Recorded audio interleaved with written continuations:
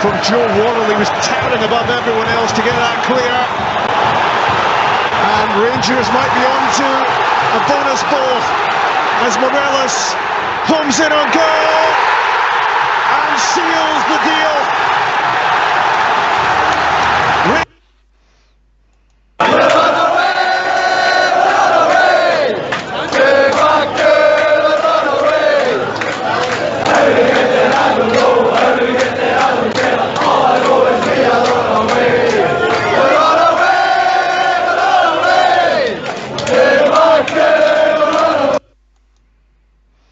Hello, good evening and welcome to Rangers Radio. Join myself, Fox, here on the panel. It's my mate Bridgeman. How we doing, Bridge? Alright, pal, can I just say a big good evening to yourself? Huge good evening to Foxy behind the scenes, and to a big good evening to all the guys in the lobby, to all the Rangers fans all over the world listening in tonight. Fabulous night for us. Good evening and welcome to Rangers Radio. Oh, have you come down yet, Mr. Bridge? No, I'm still on the ceiling. Dancing on the ceiling. Is that what they call you, Lionel? I'll tell you what, that was just seriously, absolutely wonderful game to watch. The atmosphere was just electric. You know, the hairs in your arms standing up and back of your neck, all that nonsense, you know. Just wonderful, really good. Well, now we've mentioned Lionel Richie and you and your old shirts, mate. I think there's something happening Sunday. I think we better get it out there so people have time to sort out their wardrobe. Can you tell us what's happening? It's any old clothes that you don't want, as long as they're half decent. Don't want any stuff for the 50s. Maybe the 60s is okay. But if you take that up to the fan zone, I think it is, and it's a donation of clothes going into the Rangers charities. Yep, for worthy causes, mate. All clothes. I think Fox has got a mohair suit he's putting in, mate. Oh, mohair suit. Hasn't he spoke about mohair since the 60s, boy? Aye, a mohair suit and there's a nurse's uniform he's putting in. It's not been worn anymore. That's getting put in, he told me today. I love it. He says, I might as well get rid of that. So anybody, any old clothes, worthy cause, or the Rangers, heart stroke, it affects a lot of people, particularly in the west of Scotland. Get donations in there, worthy cause. Doesn't cost you anything, it gets rid of some of your clutter. But back on the good news, and there is good news. Could Big Ulster's joined us. Evening, Big Ulster. Evening, how are you? How we doing, mate? Doing very well. Doing very well, thank you. Get Fox to see if he can keep that mohair suit for you, mate. Aye, why not? I'll try. Hurt your eyes. It'll hurt your eyes, Ulster. I believe he's also got a white leather safari jacket he's got to put in, Bridge. Surely it's not white. White leather safari jacket he's putting in. Well, I'd be like a bowl of milk walking down the road. He says they look great in it, but there you go. Anyway, he's getting rid of it. In the 60s, Oxford, we actually did think we looked great, you know. That old term, I learned that term off my wife. She said, if you were chocolate, you'd eat yourself, you know. I just said... Brilliant, mate. We just thought we were great. Anyway, worthy cause, get all the old gear wrapped up. Fox is the leading man. He's getting rid of some of his stuff, so get it in there. Great cause, great support for the Rangers family. Ulster, how are you feeling? What about that third goal? Oh, man. I've watched that there so many times today, on repeat. I really have, unbelievable, you know. And it was perfect, and there was so many people too. I've seen so many videos, and obviously people have been waiting for the roar, you know, for the final whistle, and for a 2-1, and obviously they've kept recording, and at the end of it, we've had a breakaway and got the third goal. So the videos on Facebook and all over social media of people celebrating in all different parts of the ground. It's made me smile all day, to be honest. It's just fantastic. What a night. Yeah, see, on that point, also, it felt like where we were anyway, when we Candias booted the ball up in the air, we're kind of, oh, thank God we got it out of there, but we never realised what was happening, if you follow what I mean. And away he went, he charged up to the near halfway line, and he challenged that boy, and sort of, the ball broke for him. kindly, of course. He kind of staggered a wee bit, got back Well, up. it was a wee stumble there, Bridge. Aye, and it just, what a wonderful thought process alone. Because, what do you call him? Morelos is still in his own half. But that wonderful back heel. Because see, if he tried to turn, he would have fell over the ball or something for sure. But what a wonderful... See, when he back-heeled that, Bridge, I sort of thought to myself, you should just turn and booted it in the corner. Pass it. But I'll tell you what, he'd have been offside. Morelos would have been in the opposition half, and by that time he would have been offside by the time he turned, and that's for sure. Or the referee would have given offside. But seriously, that was one fantastic goal from our own penalty box, virtually, all the way up. 2 passes, or in fact, he passed it to himself. He had a boot up the park, ran up and challenged, won the ball, back-heeled it, and away he went. I think when Morelos got the ball, he must have been still easily 35 to 40 yards out and managed to stroll down there. It was about 5 yards in there off when he caught it, mate. Yeah, it's really, really wonderful to see. Oh, what a great goal. You don't see many goals like that at Ibrox. And, we can say all we want, but those 2 passes, that back heel and him passing that ball into the net past the goalkeeper, because Halliday was onside, screaming waiting for a square ball. But I doubt very much if he was going to get it, because I'll tell you what, it was just fabulous, wasn't it? We were all standing up. Well, it felt as if everybody was standing up. As soon as he back-heeled the ball, everybody stood up because Morelos was going to right to Morelos. My God, here it comes, And brilliant goal, brilliant night, great night for the fans, revenue streams, everything positive, Ulster. But talking about positivity, people want to join us. What's the number?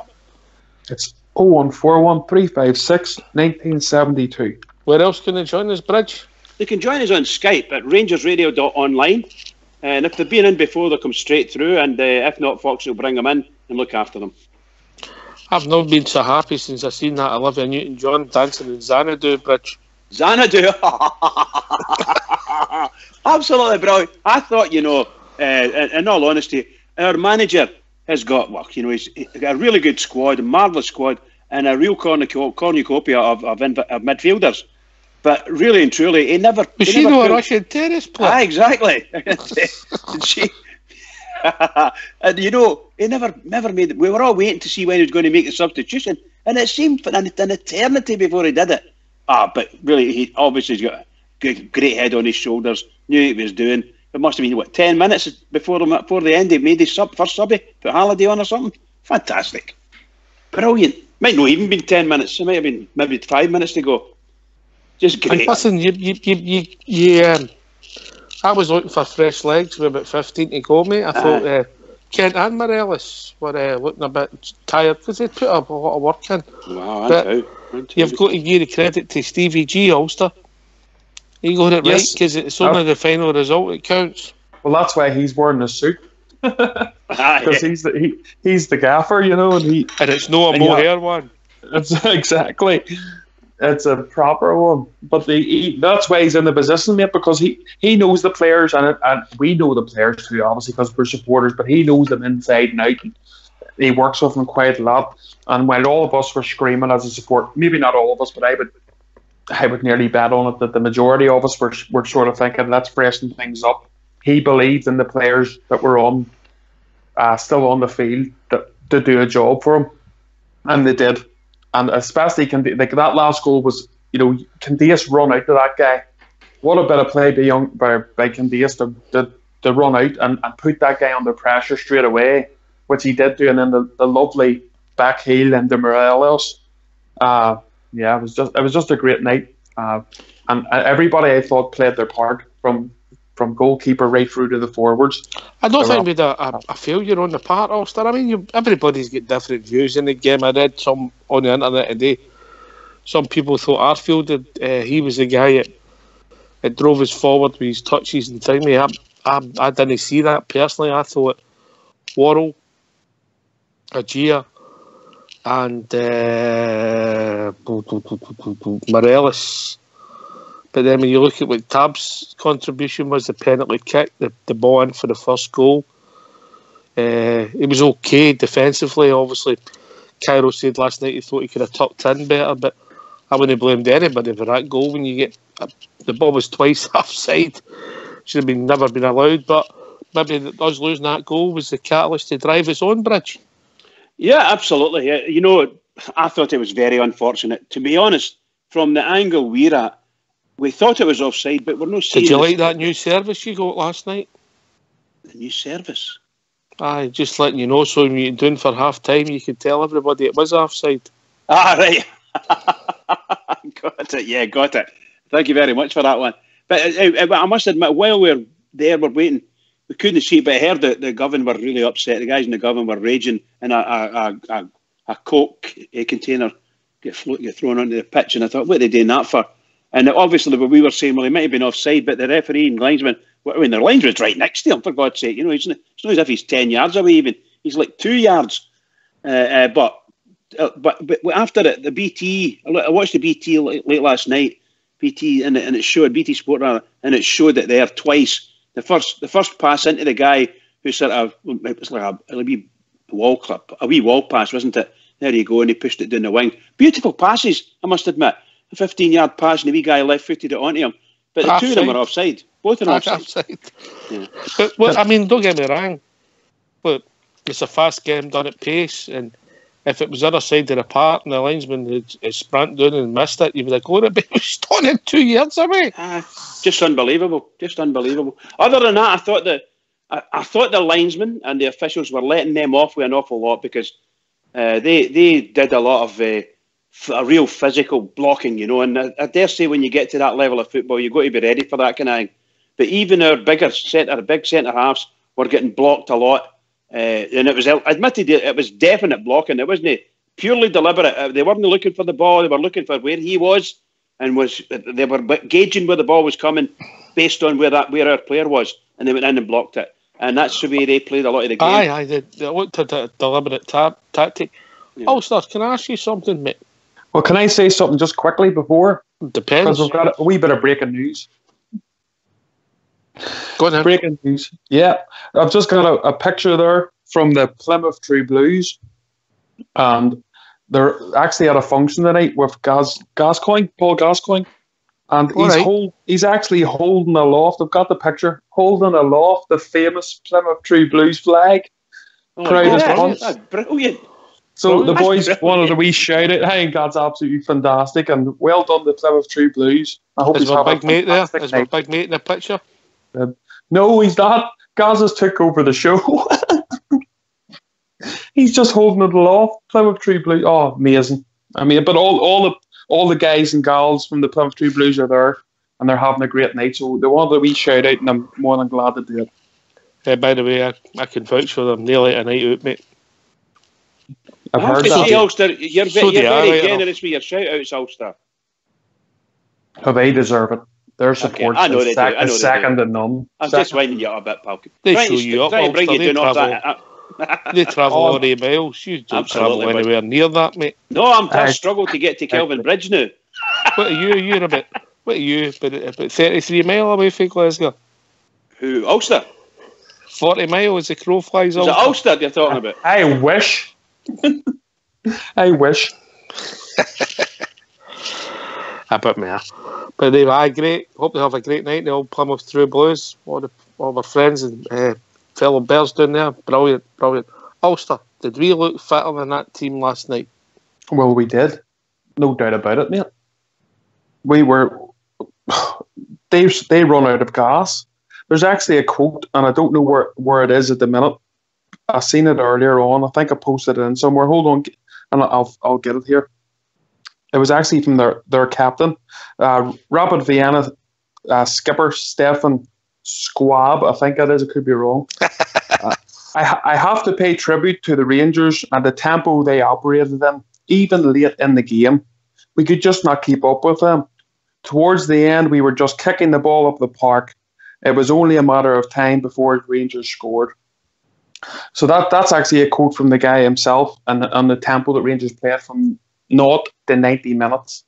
So there's the guy himself who was involved in the game, and I think even he was blew away actually of how fit Rangers were, even at the end, last 15 minutes of the game. That's that's really good. I saw that one earlier from you. It was really good. I think that it's nice of him, to be honest. Magnanimous in defeat, to be honest. And I honestly believe we were by the time it got to the penalty, they just didn't know what to do with. They really didn't know what to do with. What a pass bridge! What a pass bridge! Wonderful stuff. You must get a good view of that, mate. Absolutely brilliant, and you just could see the guy sliding in. There's no way, absolutely no way, he's going to win that ball, and he still slid in. You could just see it, and he's going to take him down. Oh my God, the Copeland just absolutely erupted. Absolutely erupted. Incredible. Oh, sorry. Well, here's some stats, Bridge, actually, from the game last night. The second half, right? When we came out in the second half, Rapid Vienna, who are a decent opposition, they created no chances. They created no shots off target. They created no shots on target at all in that game in the second half. Not a single chance. McGregor could have sat in with the Union Bears in the second half, mate. He could have.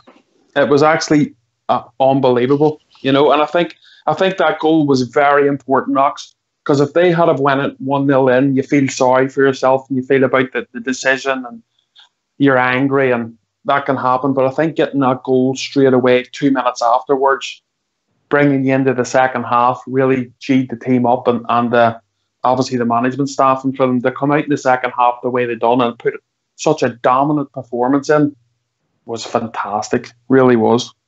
I think if they had went in at half-time leading 1-0, when they came out in the second half, it would have been basically a 9-man defence, to be perfectly honest with you. I think they would have just converted and it had just been park the buses because they had something to defend, They would have had that 1-0 to defend. But my goodness gracious, getting that goal, you're right, was just amazing. And coming out in the second half, my God, we came out like terriers, didn't we? Brilliant. What did you say? We came out like what? Terriers. All right, sorry, I'm right. Don't get it wrong. Don't get it wrong, for God's sake. But can I say that the equalising goal? But I've got to say, the cross for Tavernier. Look, we give honest critiques how we see the game, but that ball for James Tavernier was a great cross. Worthy a goal at any time. Just the way he took it to defender and put it Alfredo's path. Worth its weight in gold, and fair play to him. Oh yeah, he was getting Bellis's for the boys in the Copeland. As I imagine, he's getting it from everywhere because some of his touches were dreadful, weren't they? His crosses, even dead balls, they were going right out the park and things like that. And not just him, by the way. McGregor was every bit as bad. A lot of the balls he put out went right out the park instead of getting into the wings. Maybe there was might have been a bit of wind there. I think you've been a wee bit critical, mate. There wasn't many balls McGregor. Can I just say that Morelos and Tavernier getting the Europa League team of the week, mate? Unbelievable. Well, there's two. I mean, he scores the penalty, and he creates the goal gets what gone in the goals for Morelos, and vice versa. Morelos gets a penalty, and scores 2 goals. That's just fantastic. I think I sent you a text or something, maybe you as well. I sent a text in saying that guy. We're watching him walking back up after he get the third goal, and just sit out of the way, a big spring in his step type thing, come back up to the middle, and we're all saying, "Hey, there's £20 million walking up to our centre circle here." My God, in Europe, group stages, and scores 2 goals, 2 great goals, and creates a penalty. Just brilliant. Although I still say so, guys. I say that I thought Kent had his finest game for Rangers last night. Excellent game, mate. Arguably man of the match in some people's eyes. In my opinion, he was man of the match, yeah. At the same time, you can't take too much away from Morelos. So, he's scoring a goal, Anyway, Ulster, if people want to join us, what's the number? It's 01413561972. And just quickly, Gal Pioneer, I know you're watching. I can see you're watching. Get yourself in here and ring in. No, I heard from him for a while. Gives you somebody to talk to, doesn't it? Same old lingo. Hope he's alright. Hope he's keeping well. All gallant. You can join us at Skype at rangersradio.online with a man who used to have a white leather safari jacket. Will bring you into the call, mate. The bottle of milk with legs. Unbelievable. I wonder if they had the pants to go with it, Bridge. Well, I wouldn't be surprised. Let's With just the quickly. black patent shoes, patent shoes. Oh my God! He'd be like a piano, wouldn't he? Let's go through the team last night. But when you got to Ibrox, and obviously when you were got together with your friends and family, Ulster, were you surprised at the team? I know I was. I thought Katic would have been playing. I wasn't too surprised that Flanagan was playing, but Katic not playing. The rest were pretty much as we predicted, give or take. We mentioned Ryan Jack. Obviously, he's fit for Sundays. We'll hear later on, but who was surprised, Ulster? Surprised. I think with Flanagan, I probably was a wee bit because I just assumed that Barisic was in Stephen Gerrard's eyes, the main left back, and Worrell, because I thought that was Worrell probably didn't look too comfortable in the game against Livingston. I was especially with his balls, maybe smashing the balls up and stuff. He looked a wee bit uncomfortable on the pitch, but that would surprise me a wee bit. But then again, this comes back to what I said earlier. Stephen Gerrard knows these players. He works with them all the time, obviously behind the scenes, things that we don't see. He believed in those two players to come in and do a job they did. I thought Worrell was absolutely fantastic, to be honest. And as much as Katic has been very good for us as well, I can't fault Katic for anything he's done so far that I've seen. But Worrell came in, mate, and he done a really, really good job. And I think he was actually probably the main man in our defence out of everybody. If you were giving the marks, and I gave everybody pass marks, I would have actually given Worrell probably the highest marks. I thought he was fantastic. Again, we've got to be fair. We didn't think he was great on Sunday. The whole team wasn't good, but he was excellent last night, Bridge. Yeah, Ulster's absolutely right, but they can see that the manager, or you think you can see what the manager's thinking. He obviously sees him in training, and he's showing up better in training. It might be that Katic is maybe got a couple of dullions or something like that, and maybe not 100% fit, that kind of thing. Same with Barisic, might not be 100% fit, but fit enough to take part if he needs to. But he's taking no chances of him. That was a very brave decision by our manager to keep Worrell in the team, because most of the fans thought that Katic was coming in. You said it yourself. Most of us did.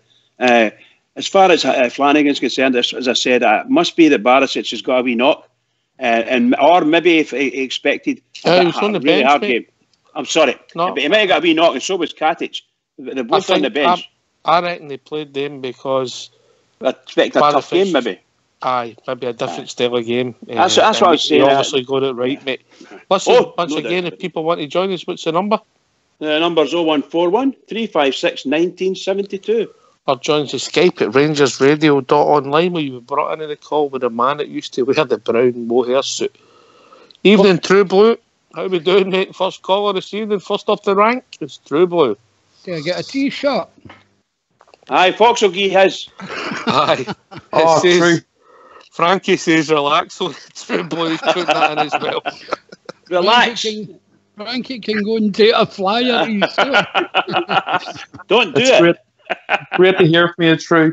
Thanks, mate. Thanks. Good to hear you guys and all. The other one he's putting in is get Argentina 1978. 1878.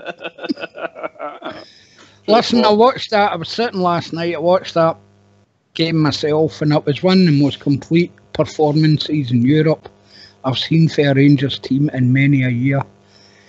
And I think every plaudit coming to them is well due. I think I'm listening to you guys talking. I was listening last night on YouTube. It's easier for me nowadays. But I'm listening to you on. You're all talking about your man of the match. I think you couldn't argue with any player in the team other than McGregor. I don't think he did any days. You were saying earlier, Oxford, he could been sitting in with a UB. Absolutely fantastic performance. And I thought, we're all talking about the back heel for Candace. You look back at that goal, he actually cleared the ball, on just outside the 18-yard line in the D, and flew right up there, challenged the big centre-back who didn't know what hit him, and then that back heel just topped it off. Absolutely fantastic performance. got to keep it going now. It's got, as Bridge always says, we've got to keep this going now. Go to win on Sunday, True. Go to. Aye, well, that's the thing. Let's be honest, guys. If we don't do it on Sunday, you know, it's back to square one and a lot of our mentality. But I've got to make mention as well, as I was sitting last night and I'm watching the Rangers support, I'm listening to Rangers support, absolutely fantastic. You know, I always say it, players, managers, directors will come and go, but they're the Rangers. And, you know, there's no support in the world deserves that more than the Rangers did last night. Absolutely fantastic. I'm going to give you something that I read today, True Blue, and I was going to bring it up anyway, but it's great that you're in and I'll take it to the other boys as well. 6 years ago tomorrow, we beat 1-0 with Stirling Albion. Oh, I know. Well, that kind of makes my point, doesn't it? You know, where we've been, where we've come from. We've overcome adversity for every club in Scotland, for every organisation in Scotland involved with football, for the Scottish Government, the whole lot of them. And see, last night it was a couple of fingers up, the whole lot of them. The Rangers are coming back. I don't think we're the finished item yet, but absolutely fantastic performance last night. Particularly, they scored first. 40 seconds later, Morelos ball in the back of the net. You know, the conclusion of a brilliant bit of football. The penalty, Morelos again, and then that last goal. Great pass, mate. Great pass for the penalty. See, the thing, that's all share. See, if it had been Ronaldo or Messi that scored that goal now, or Barcelona or Real Madrid, a bit of football at that leading up, it would never be off the screens. But absolutely fantastic. I think Ronaldo's got enough problems just now, mate. He might not be scored for a while. Righty. You know, you can't. I'll tell you what, Trouble, you can't even see highlights of that day goals on their telly in the news or nothing. All right, that's because BT have took them and people try to show them on YouTube, etc. They take them down because they've got the license. But they're on YouTube. YouTube. The BT's on YouTube anyway. But absolutely brilliant. What more can you say? But let's use this as a foundation. And let's move on for it. Absolutely fantastic. It really was. Great performance, I thought. It's going to be a springboard, True Boy. It's not the end. It's going to be the springboard. The confidence. They're a team of mere quality. Me play every week, mate. We've got to accept that because of where they've been. And we ran them off the park. We played them off the park for the second half, particularly. They were dead in their feet. And we were still full of running, most of our players. So there's a lot to be positive about our team, but we've got to go on a run of results, mate.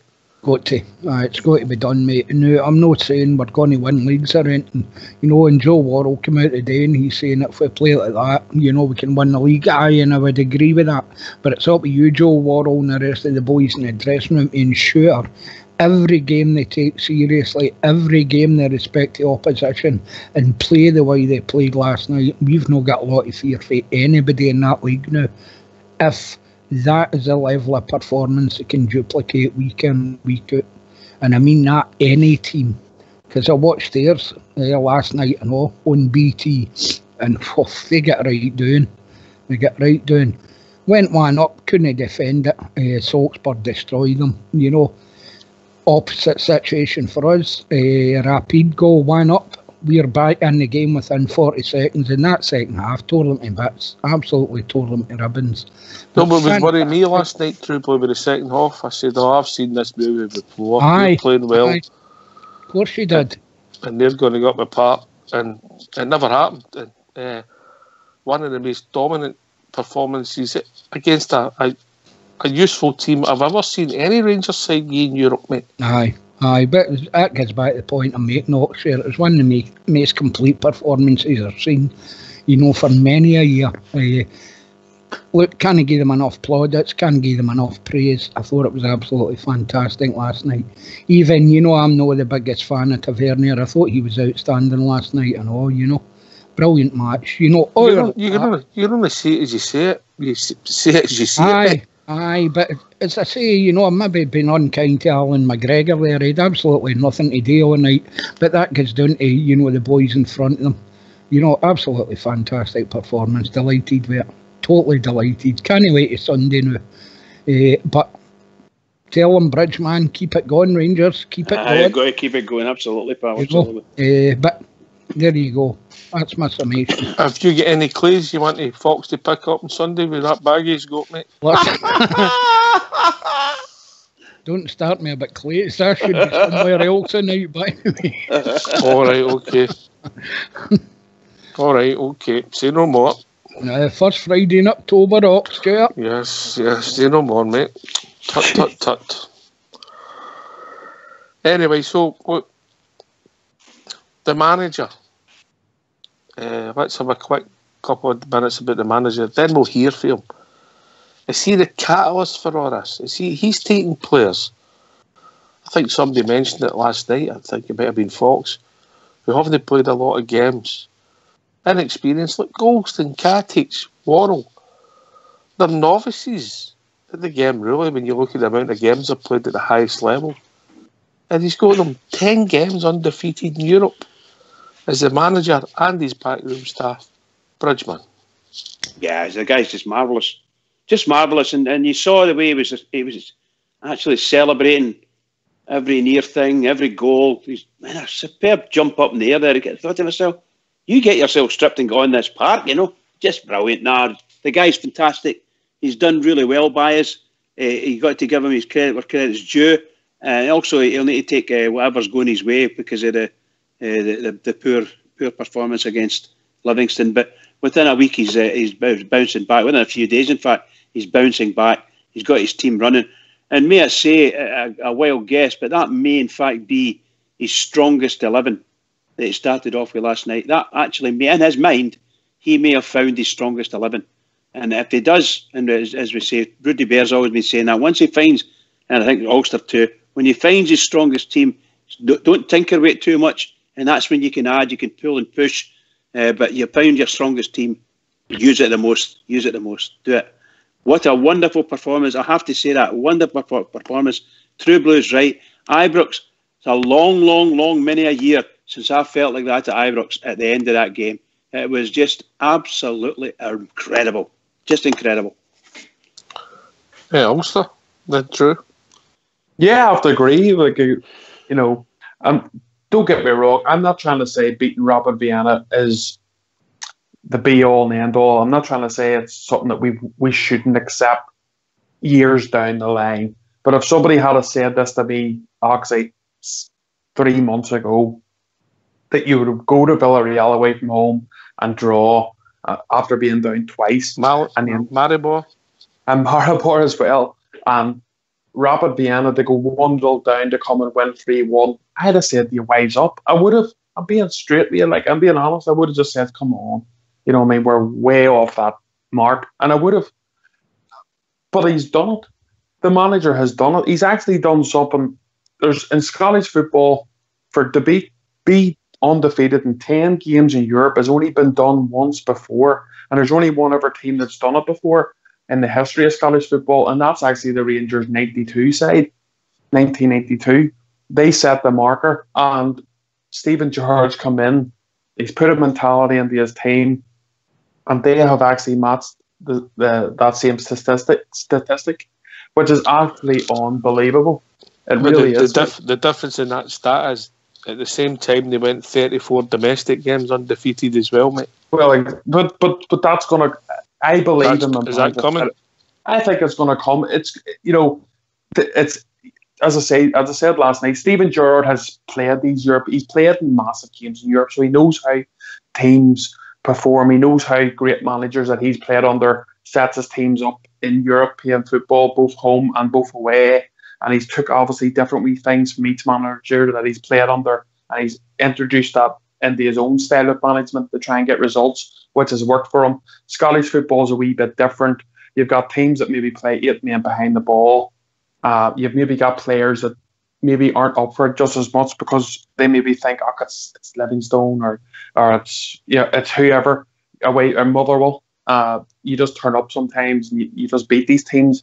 But I think those teams have proved that you need a wee bit more than that. And I think Stephen Gerrard, as time goes on, he'll learn from what these teams are doing and how to unlock these defences. And I think that's going to come for us eventually. We just have to stick by the gaffer and I think we'll get there eventually. What's impressed me, True Blue, is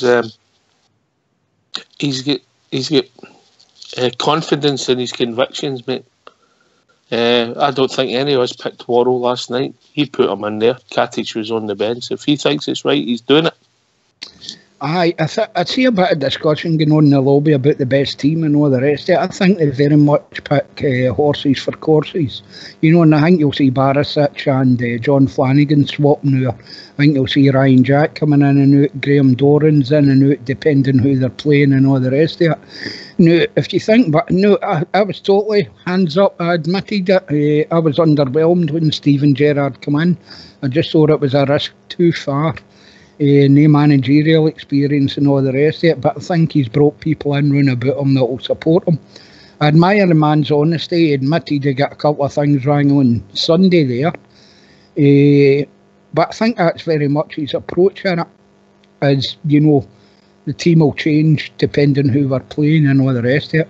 And you know, you're talking about 34 game runs and all the rest of it. You know, Eagle beat Ura Road. He's starting at 40 bits. He's pointing fingers at the board, slagging certain players off and all the rest of it. I think we can do that. I honestly think we can do that. And I'm not just talking about the one performance last night. As I say, it's got to be duplicated in the league. The league is more important now. I don't think any of us really believe here we can win this cup, you know, the Europa thing. No, the winners of that cup are most likely no in it, mate. That's a problem. Well, aye, but you know, the league is dead right with that. The league's the important thing for us, you know, and we want to get as high up that league as possible. It's just a pity there's a couple of the results, Motherwell, Aberdeen, late goals, and then non debacle last Sunday, you know. But that's got to be stopped. That's got to be nailed in the head. And they said they sell about the consistency. That is the thing we've got to get in our game.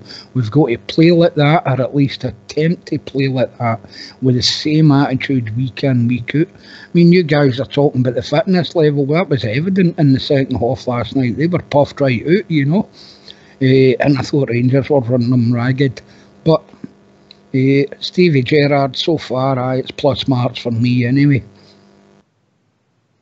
Aye, me, I'm enjoying him. I'm enjoying him being part of our club. I enjoy the way he conducts himself. I enjoy how he sets the team up. It's positive, mate, whether we... Puts the press in their place in Oxford. Quietly and effectively. Aye, puts them in their place in you know, I think unlike... Another thing we should, sorry to cut you there, but another thing we shouldn't underestimate here is, I think he's got respect for the press now. What, you know, Big Pedro, Mark Warburton didn't really have. I don't think they had any gravitas with the press. His pedigree, mate. He's got pedigree that they could never touch. I think it'd be a great time to hear from him, get his thoughts on last night, and obviously start looking forward to Sunday's game. So, lads, if you don't mind going on mute, we're going to hear from your manager, Steven Gerrard, MBE, and Connor Goldson. Even when you come into work this morning, I take it it's a very satisfied feel about the whole place. Yeah, there's a good feeling around the place, of course, on the back of last night's results and performance.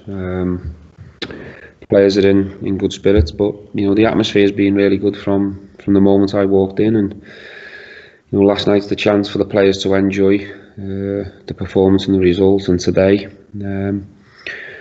And we've obviously started our work now for going into the weekend's game, which is another huge game for us. Do you feel now that, given what you said last night about it's been the best performance in your tenure, now that you've set the benchmark, is it an easy message to get across to the team that they can't fall below that now? Well, I think the players are aware of it themselves. You know, they felt the performance was good themselves. Speak to them after the game. I think that was the performance we've been looking for and the level we've been looking for from the players, and they've showed it at times in certain games, for chunks of games, but that was probably the first time we got it over in 90 minutes. I thought we were strong in every department. I thought every player to a man was top level, and yeah, you know, as a Rangers player and manager, the expectation is to try and find that consistently. So that's going to be the challenge. It's the positive, and maybe the thing that gives you most encouragement is that there's more to come. Yeah, I think there's more to come because you know, players on the pitch, you can see relationships starting to blend and grow. A lot of the starting 11 last night haven't played regular football before they've come in here. You know, the likes of Connor, Ovi, Ryan, to name a few, John Flanagan. I think probably 70% of that starting 11 last night haven't played regular football, so individually they'll get better, and as I say, relationships will grow, and hopefully we'll improve. How different a test will Sunday be? I'm not sure it'll be too different. Hearts are a good team. They try and play good football. They'll be strong. They're obviously at the top of the league and flying high, full of confidence. So I'm not sure it'll be that much different. It'll be another tough game for us. We're playing against a good team, but we believe inside Rangers it's about us and how we approach it. You know, we're at home, so we want to win the game, and we believe if we find the level of last night or close to it, we'll have a very good chance to do that. Before the international break, how key is it, although it's very early in the season, to close in on Hearts already? It's a big game for us. I'm not going to try and play it down or play down the importance of the 3 points. It'd be fantastic for us to win the game, as you say, because you're going into a couple of week break. So we want to go into that break feeling good, and hopefully we can take last night's feeling into the weekend and perform close to that level. No team really likes a setback or a bump in the road before international break, because it just sits with you that bit longer. You mentioned last night the crowd, the atmosphere, and how it drove the players on. I suppose you'd be looking for a repeat of that for Sunday. That would help you guys. Of course, we'd love Ibrox to be bouncing and rocking again. I'm sure the supporters are going to go to the game in good spirits and in a good place after last night. But we also have to play our part in that again. You know, we can't start the game slow and just wait for the crowd to lift us. I thought last night the players fed off the atmosphere, and it really took the players to perform at a really high level. But I also thought the players' quality, the tempo and the intensity that they played at made the fans even more vocal and even more upbeat. So it worked perfectly yesterday. As a manager, I'd love to see that again on Sunday. Also, the fans have really taken to you since you've come in. Have you felt that unity amongst the places that helped sort of you settling into the first few weeks into the yeah, I've had incredible support since the first day I came up here. I think it was May the 4th or around that date. I think there was 8,000 supporters waiting to come into Ibrox to welcome myself. So I've had incredible support. I think also the players have as well, but they've played their part in that by showing the fans what they're trying to do. I think the desire and the commitment from the players and the applications being there every single game, even though we haven't got it right, they can see we're trying to do the right thing. And I think at a club like this, it's the key relationship, player and staff to support is the key, because if we're all one and we're all together, hopefully we can go and achieve some good things together. You've experienced some pretty huge, memorable experiences at Anfield as a time as a player in European nights. How did last night compare, just in terms of an occasion? Do you mean in terms of noise or? Well, look, Ibrox was rocking, it was shaking, it was bouncing. I've experienced that many times at Anfield, and the support's almost like a 12th man, and it felt like that last night as well. I'm blessed because as a player, I believe, you know, I had the best support in the world at the time, and the fans got right behind me, and they got performances out of me because of them, and out of the team because of the fans. And Rangers have done that as well for many years up here during all the successful teams. But last night was wow. It took you back, the noise and the support. Every single person in the crowd was up on the feet, getting behind the team. And, you know, I got involved in it emotionally myself, but that's what football's about at a top club. And the more times the supporters can bring that, the better it is for the players. You spoke about the guys who have not played much over the last couple of seasons. Well, just looking at the two young boys that you brought from Liverpool and Ryan and Obi, it looked to me like a real sort of coming age performance from those two guys. It was as if they've realised what it takes to play on a big occasion like that and deal with the stresses of that. I just wondered how you saw it. I think them two players have been really craving this stage. You know, they've been at Liverpool, and obviously they've had players in front of them, your Salahs and Hendersons and Firminos, and it's very difficult to shift them players, but they've looked in at that Liverpool team for many years and really craved to be part of that. Unfortunately, they haven't made it happen at Liverpool, so this is another fantastic opportunity that's being presented to them, and I think they're reveling in it. I think they're enjoying it. And I'm not sure they'll have many better nights than last night. An atmosphere like that, a performance like that. I could see it in the players' faces after the game. They loved it. And I loved watching it. It was fantastic. Stephen, Joe Worrell was speaking last night about Alfredo's performance, and he said he was a bit like Luis Suarez in the way he was bullying the defenders. What did you think of that? I think Joe should explain that one. I don't want to compare Alfredo to Luis Suarez. Obviously, Luis is a lot older, a lot more experience, and he's a world-class player. You know, probably the best player I played with. So I think it's unfair on Alfredo to compare him to Luis just yet. But I mean, they have a lot of similarities in behaviour. You know, they play on the edge. They want to win, whether that be in training or in the game. They can both finish. They score big goals. They're relentless the way they play. They don't stop pressing. So yeah, there's a lot of similarities, but you know, Alfredo's still a young lad and learning and growing. So I think it's a little bit unfair to compare him to Suarez. Did you see how important his relationship was with the supporters last night? He seemed to, in particular, feed off the supporters. Yeah, he did, and you can see the love both ways. You know, in his celebration, and the fans have been behind him from day one, whether he's got it wrong or whether he's got it right, like last night. So it's a fantastic relationship. I just thought his behaviour on the pitch, the way he went about it, his application, I thought he was very selfless in his running last night, and he was rewarded with 2 fantastic goals. Fantastic service, the cross from Tav for the first one, and then obviously the through ball for the penalty for Ovi, and then Daniel's back heel. The service is there for him, and if you give him service, he'll score his goals. But everything last night was perfect from Alfredo. I thought that was a top performance from him. Stephen, I appreciate your full focus will be on the game at Ibrox on Sunday. I was just wondering how you assess the Liverpool-Man City game and how big a test it is for Liverpool. I think it's a big test for both teams. I think it's a genuine 50-50 game. They've probably looked the 2 best teams domestically so far, as the table suggests. World-class players all over the pitch. It's a game that you can't miss. You know, it's going to be fascinating, all the individual duels and battles all over the pitch. The managers, 2 world-class managers. There's been so many goals in this fixture for many, many years, so we can't watch it because we've got an even bigger game to focus on, Rangers v Hearts. But I'm sure there'll be an awful lot of people sitting down getting ready to watch that one. It should be a classic. You mentioned how emotionally invested you were in the game and the result last night. You can see on the touchline your reaction to the goals. How does that rank in terms of your results so far as Rangers now?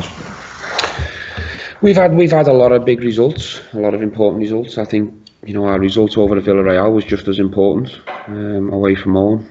You know, getting over the line in Ufa with 9 men was an emotional game.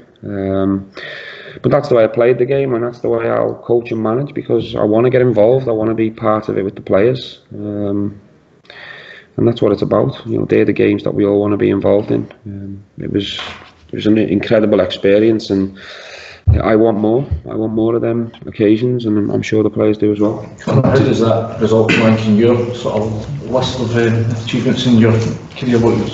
Yeah, it was big. It was up there. The atmosphere was probably the best I played in. There was a few earlier on in the competition, I think, like your Maribors in the second half, but that last night for 10 minutes, that's probably the last 10 minutes of the game, was the best I've ever experienced. Is that something, the momentum of a result like that, can that really carry you forward into a game like Sunday's? Yeah, definitely, and it shows that when we put that level of performance on, that the fans are going to come with us, and that's what it needs. We did it yesterday from the first whistle, and we carried it on throughout the game, and we just need to start the game against Hearts at that tempo, and when the crowd come with us, you can see how much it drives the team on to obviously go and perform better. Are you looking forward to a tussle with Uche Ekpiezu? Yeah, we'll see how it goes. He's a big lad. I played against him before, I think, in League 2 when I was at Shrewsbury, and I think he was about 16 in the same size, so he hasn't got any bigger or smaller. He's massive, but it's a game of football, and obviously we need to show them credit. They're top of the league, but at the same time they're coming to Ibrox, and we know that if we perform to our level with our crowd behind us, then we've got a good chance. He seems to be pretty central to the way that Hearts are playing right now. It's shutting him down in the 30. He poses sort of key to you guys getting a result, you think?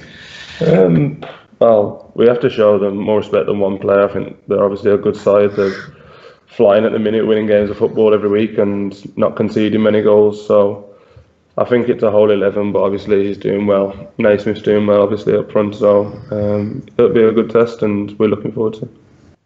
Do you feel the pressure as a player to kind of keep up that level of performance from last night to an equally big game of Hearts?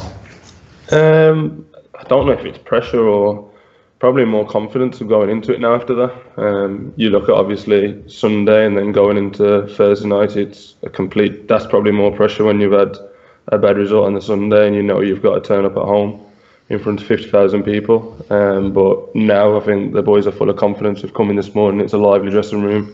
Everyone's got a smile on the face, and if you carry that into another big game, then I think that's more confidence than pressure.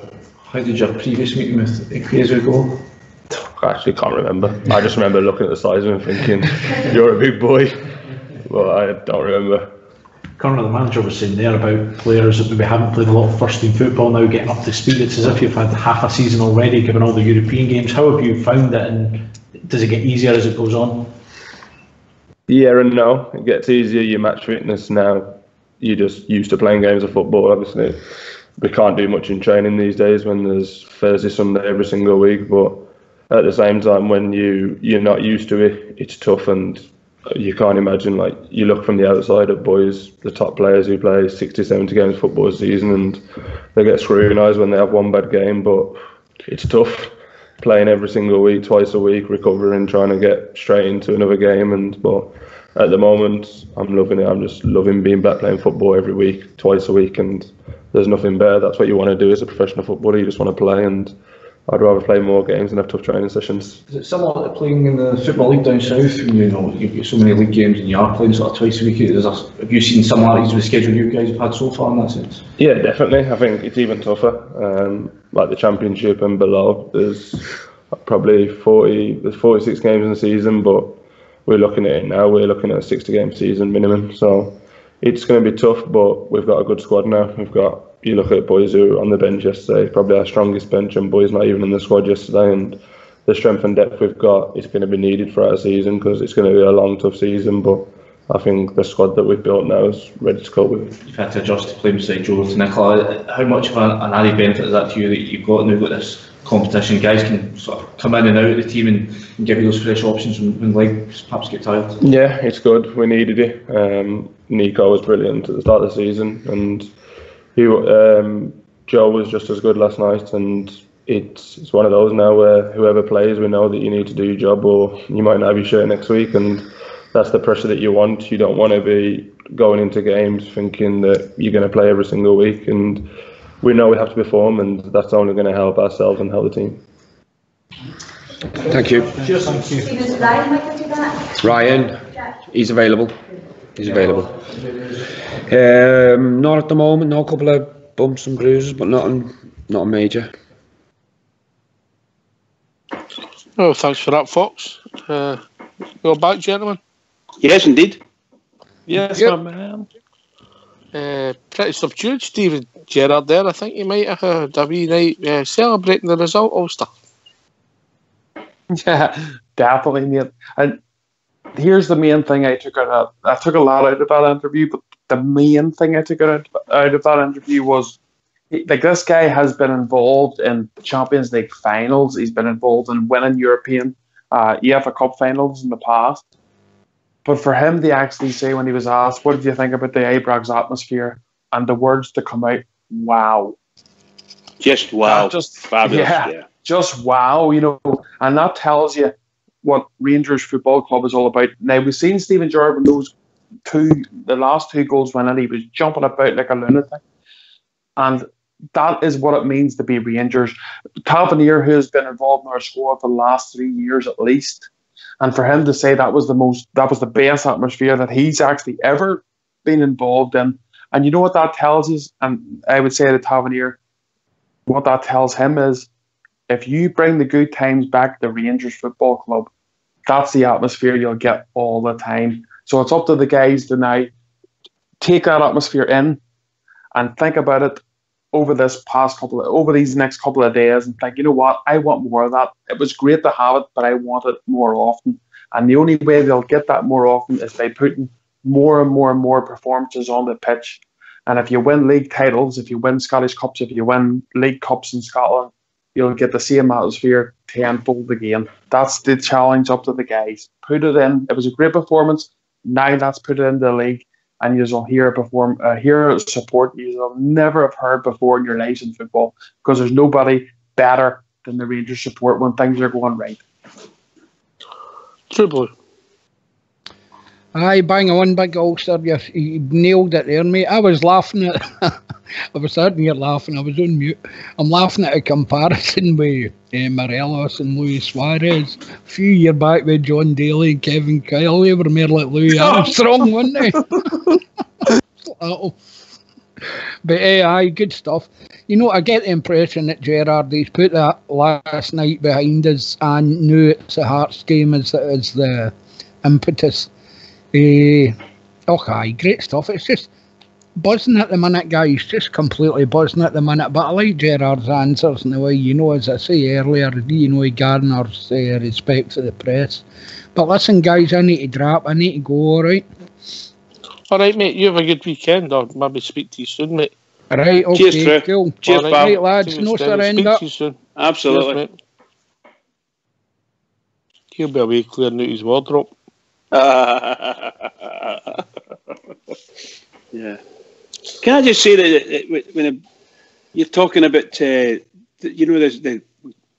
playing against Stirling Albion. Remember you mentioned that, was that 5 years ago, 6 years ago, this week or weekend? Tomorrow. 6 years ago tomorrow. Well, you know, on that game, they didn't even have a manager. Their manager was away getting married or something like that. Neither did we, mate. Neither did we, but he wasn't getting married. Gee whiz. Wow. Just a wee shout out, Bridge, before we go to the tune. Okay, bud. Obviously, we're always... Broxy the Bravehound is going to be at the John Gregg statue with our own Govan Blue for to let the people see, and maybe square up with Govan Blue if we see them. Just showing people what their money's done for Erskine, because they bought the dog for the ex-servicemen who are attending, who live in Erskine Hospital. So it's just a dog to give them companionship. And Broxy the Bravehound will be at the statue at 2 o'clock on Sunday afternoon for anybody who wants to meet him. If you don't mind going on mute, we'll have a tune for your Fox. I think he's trying on the camel coat, the mohair coat as we speak. It's going to be a 60s one. It's going to be a 60s one.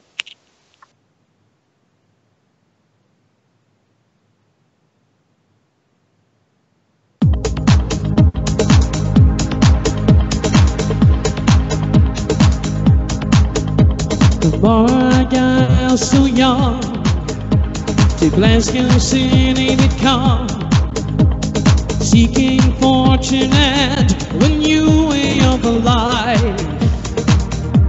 How could they all know their ambitions would grow?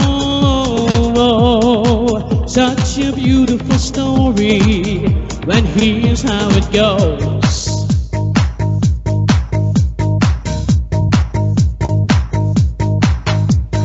Four lads had a dream to start a football team. They had no money, no cash, not even a ball. They still carried on. The Rangers were born. 54 titles, we're still going strong.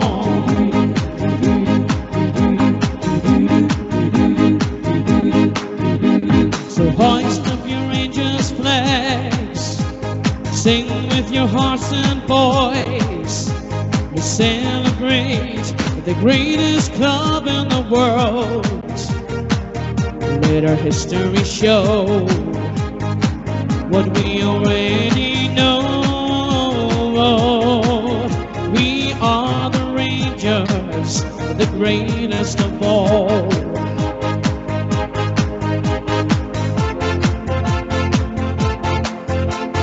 Four lads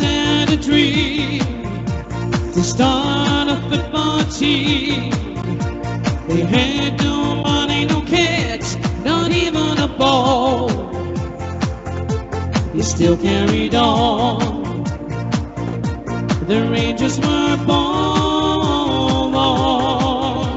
54 titles, we're still going strong.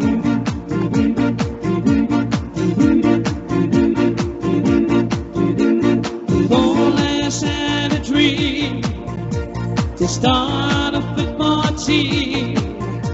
They had no money, no cash, not even a ball. But they still carried on. The Rangers were born. 54 titles, we're still going strong.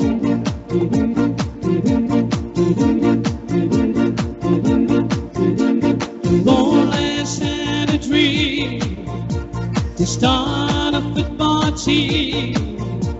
They had no money, no cash, not even a ball.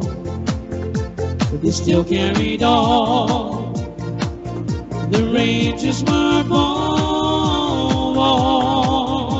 54 titles, we're still going strong. 54 titles, we're still going strong. 54 titles, we're still going strong.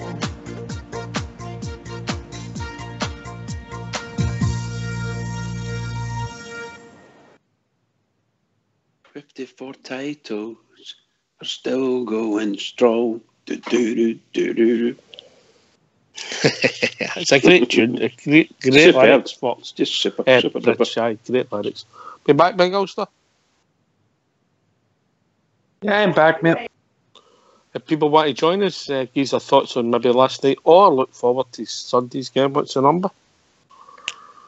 It's 0141 356 1972. Or join us at Skype at rangersradio.online where you've brought into the call. And what can they talk about, Bridge? They can talk about all things Rangers.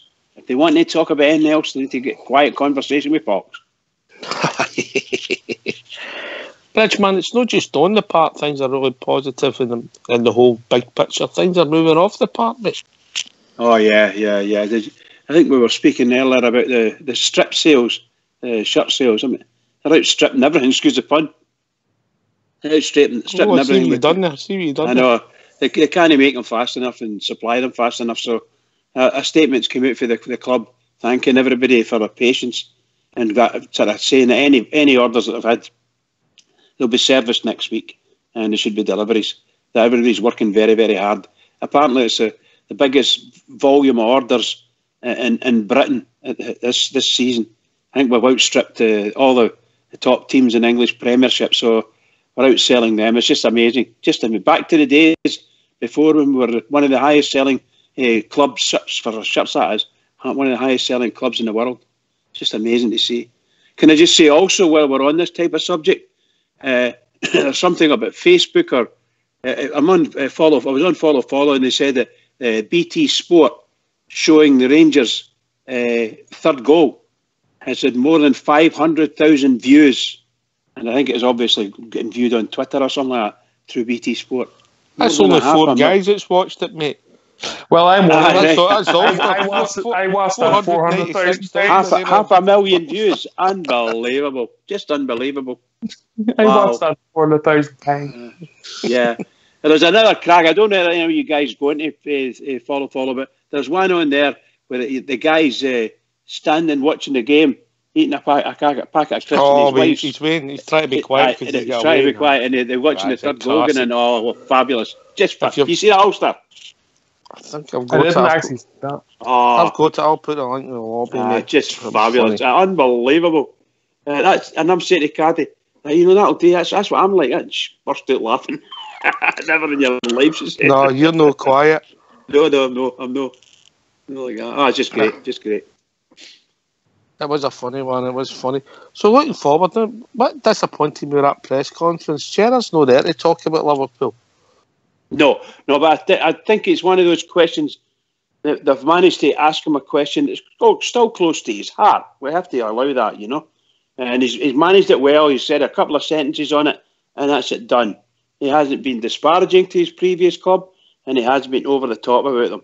So I'm quite happy. I agree with you 100%. We have to find a way of saying the only questions should be about Rangers and what Rangers are doing at the next game, or if the manager wants to make a restatement, and the manager can make the statement.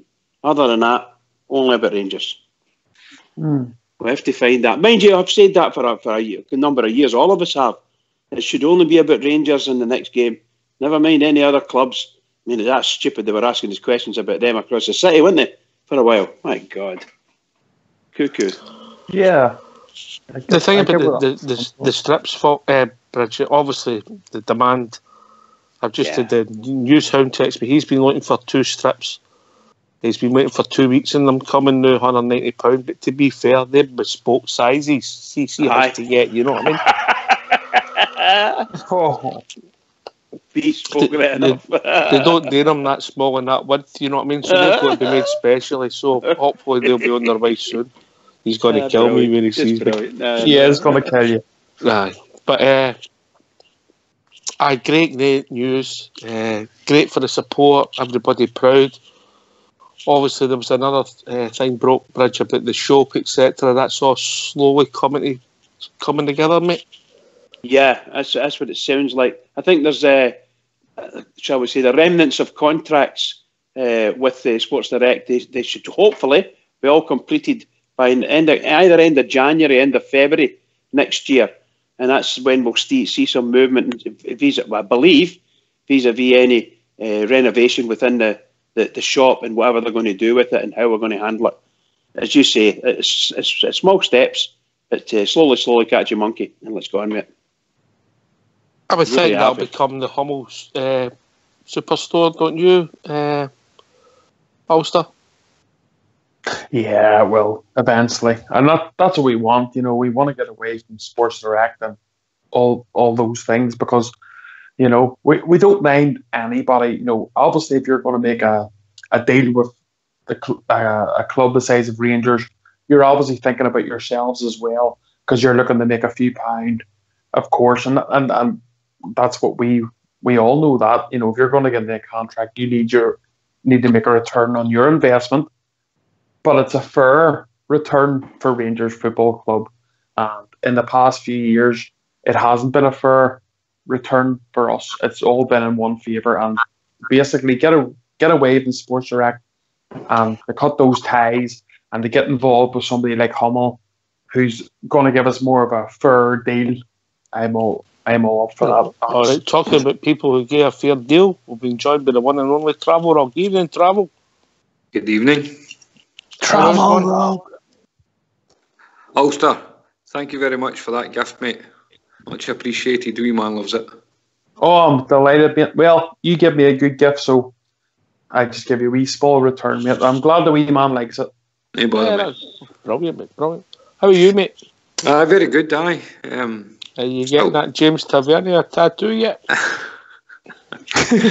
Oh, I wasn't pleased with Mr. Tavernier yesterday, right enough, but he certainly repaid. I thought some of his delivery was poor, but then again, he delivered when it mattered, mate. Three kicks were dreadful, and then he put the cross in the game and on the run, and then scored a great penalty, mate. Well, I don't know about the cross for the game. Oh, mate, the cross on the run. I know you never played football, but people that played the game would tell you what he done with that cross. He done with that cross, he put it into Morelos for the first goal was excellent, mate. It's not an easy skill, mate. I would have thought that Candace's delivery for the third goal was a better delivery than what the first one was. So a wee back heel at the half line. Halfway line, there wasn't a game I didn't do that, mate. A wee back heel. It was the clearance, the tackle, and then the back heel. Aye, but that's one of it. Roy the Rover stuff. It was great, a great play by Candace, but the cross for Tav for that first goal, mate. You must have got a great view of that cross, mate. I did. I really did have a great view of that. But aye, what an atmosphere last night! Brilliant. That's what. That's what following our team's all about, isn't it? Crisp, cold nights, floodlights, the team performing, the fans loving it. It's a cracking. That's maybe no just up there with the Parma atmosphere, but it was touching it. That last 10 minutes, the place was bouncing and it was a wee fella with you? Was a wee fella? No, my old fella was there with me last night. Oh, right, he's a bit dodgy. He's a bit. The Belgians might be in with the Union Bears, isn't he? Oh, he was. That's him. That's him back regular now. You know, it's illness had kept him away, but all of a sudden it's a new lease of life for him, and he's absolutely loving it. So he's every day he's phoning me to make sure tell me all his plans for the next game, how he's going to get there, where he's going to meet me. Have you solved that problem for Sunday? Have you solved that problem for Sunday? Oh, we'll be there. I've got a rain. We're sorted for Sunday. Okay, because 3 into 2 doesn't go, mate. Oh no, I don't know if he's. I'll need to speak to the wee man about Sunday. So me and my dad's definitely gone. So. Well, make sure you let me know ASAP. I will do. Aye. All right. But I was thoroughly impressed with that last night, Ox. That's what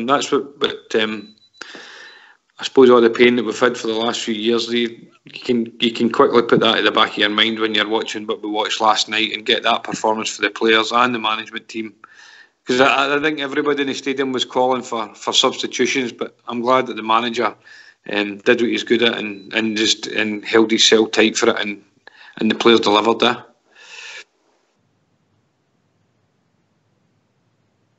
Who's Sean for you, mate?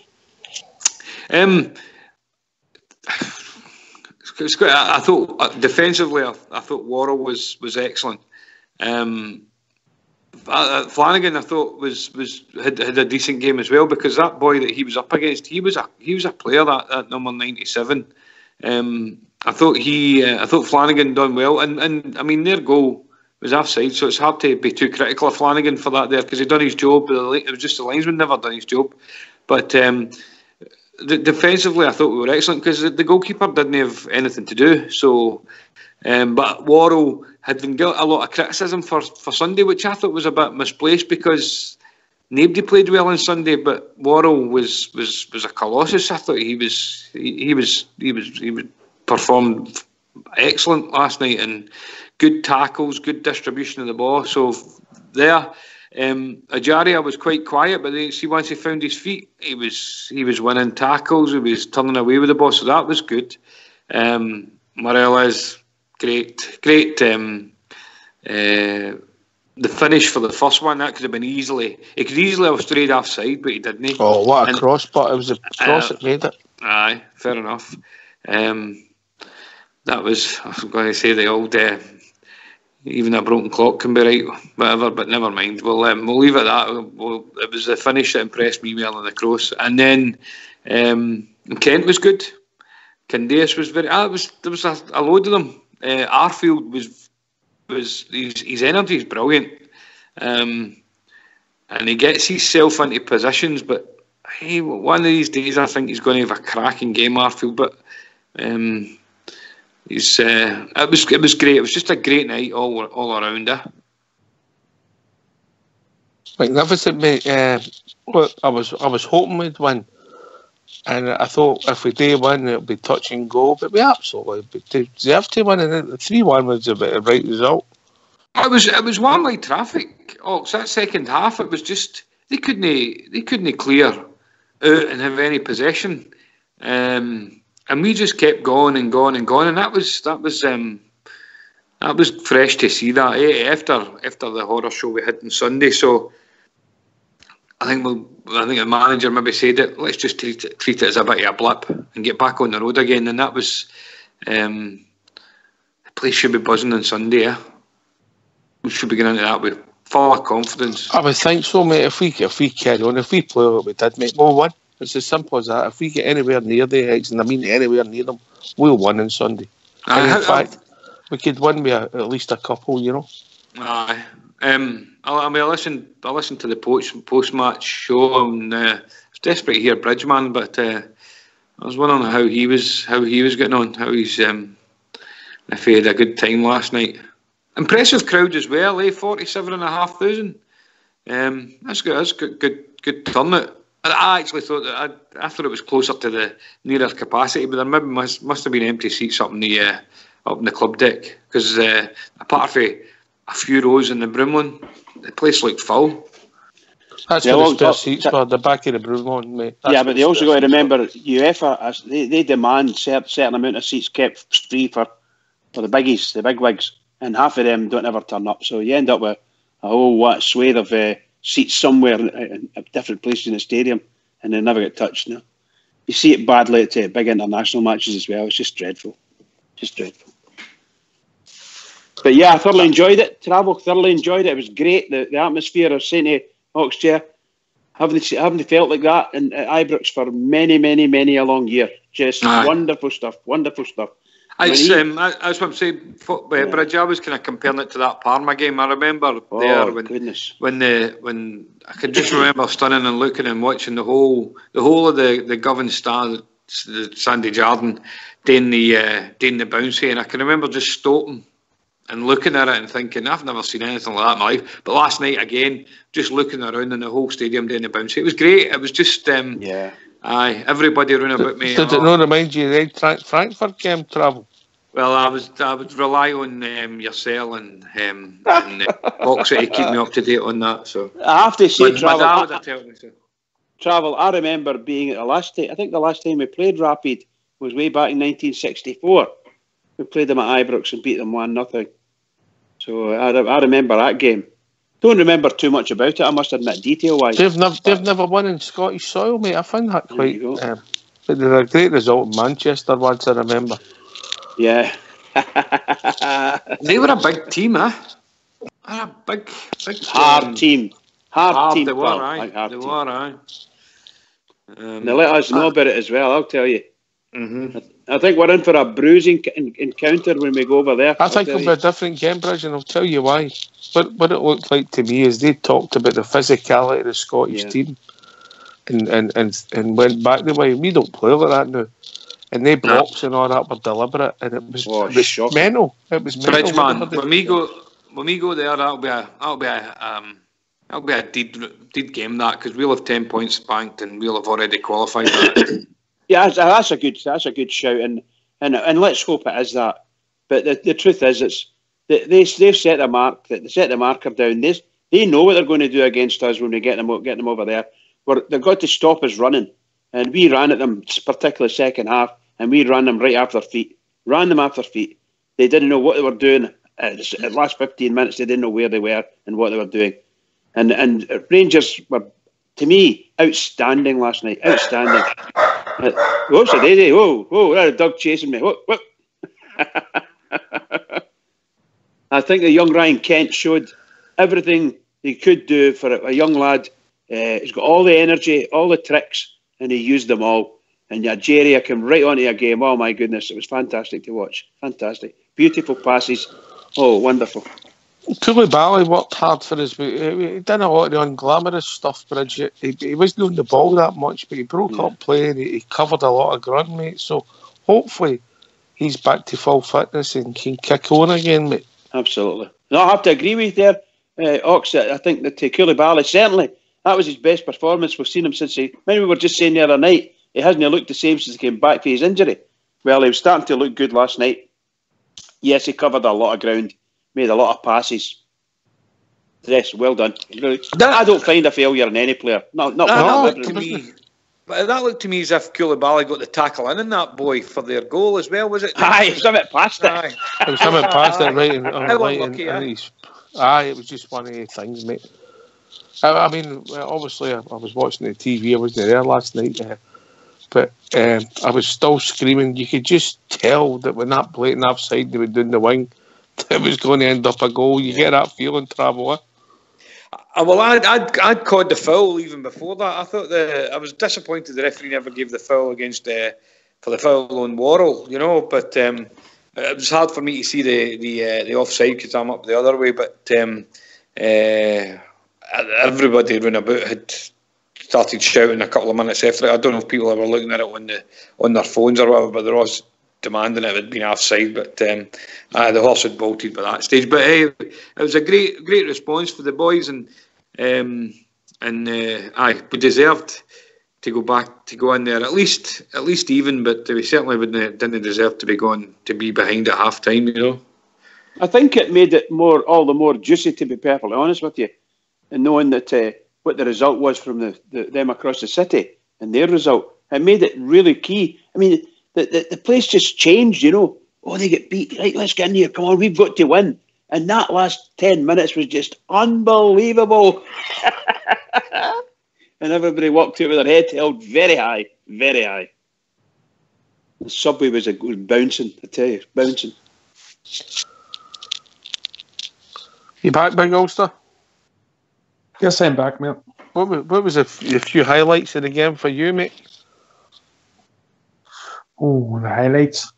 I think going 1-0 down asked a lot of questions from our team, especially after Livingston game and all the flack that they got from the media and the support. They go 1-0 down and they get that goal straight away, and then they come out in the second half to put that performance in. I thought it told a lot of our management staff and our players to come out and put the performance in to get us the result, and not just by fluke. It was a magnificent result, a magnificent performance in the second half. So I think I was really, really delighted, especially with that, mate, to be honest. But the whole performance as if you were looking at from the start to finish, I thought we were very, very good. We're very unfortunate because it was a linesman's error to give away the goal. But some teams would put their heads down and would think, they would think about it too much, and they would get down on themselves and feel sorry for themselves.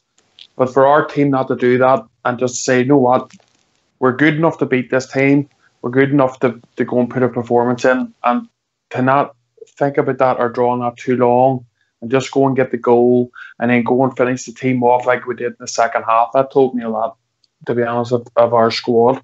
So I was delighted. Some great bits of play in the match, but some really nice football. Lovely football. I keep getting some. I don't know if there's something wrong with my phone, but Tav's cross keeps popping up as a message for you, Oxford. I don't know what you're trying to do there, mate. Is there are you trying to egg people on or something? And he's got on repeat. Everybody can see that. Everybody can see that. I mean, that's questions, mate. Not at all. Are you there? Still there, Ulster? Oh, Tavernier's cross was fantastic. There you go. Looks like 5 times I had to Matchday travel wrong. He's not very. Ulster, you're not a very good double man. Try telling that to Fox and the Savoy. He said I was the best double man ever. Fair enough, he told me the same. Well, one thing I can assure you is it's no Bridgeman. Well, I think it was the Ayr United game. We met one of the lovely ladies after the show, and I mean, picture the scene. We're standing in the shadow of the Copeland Road. The floodlights are on. The music's blaring. We're all standing there in their colours. This young lady's there, and what's Bridgeman's chat-up line? What are you doing here, hen?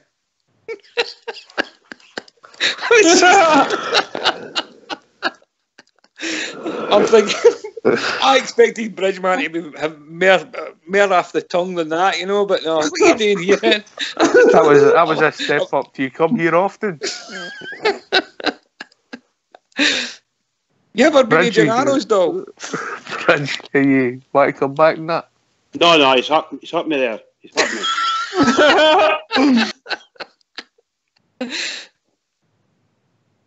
Can't say nothing. I can't say nothing. No. He's hurt me. He's picked me up totally wrong, but he's hurt me.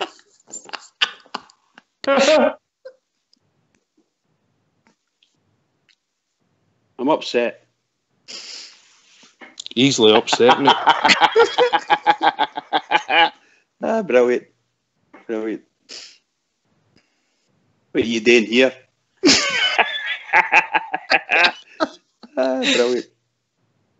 But to save the day, just a wee bit, Bridgeman. I was there's an old fella lives in our street, and he's a grumpy old swine. And my wee boy said to me, he'd said about that old man was there when I was coming in for school.